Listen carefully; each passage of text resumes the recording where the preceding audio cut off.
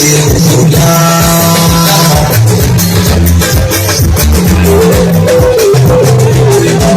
Ga ilimi a kirjinsa a zamanin nan ai ba irin nasa.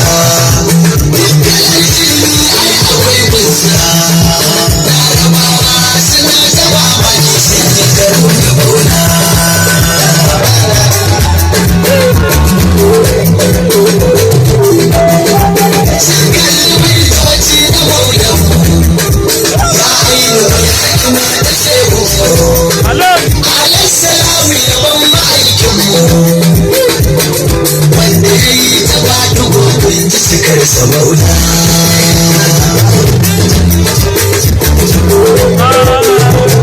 Sun kalli ya asibahatu sun sallama sun ce ya karantu.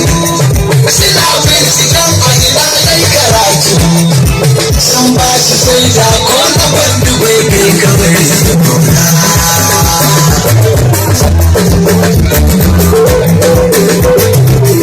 Wani shira kuma ta rabbani baya sa san zuciya addini. Ga misali Ramadana ikiwani sun taso da zarfinsu sun yi karo da maula.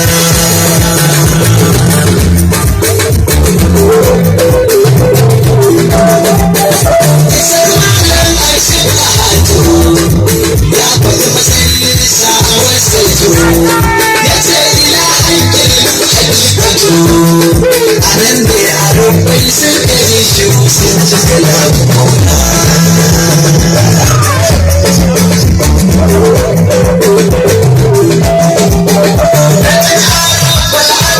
Shau ya ce inni arifin rabu ya ce ka tambayi auliyar rabu su ne za su bayyana maka matsayin saboda.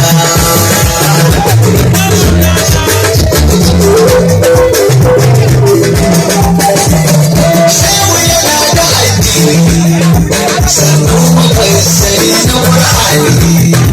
Shehu na ya Halifar Usmani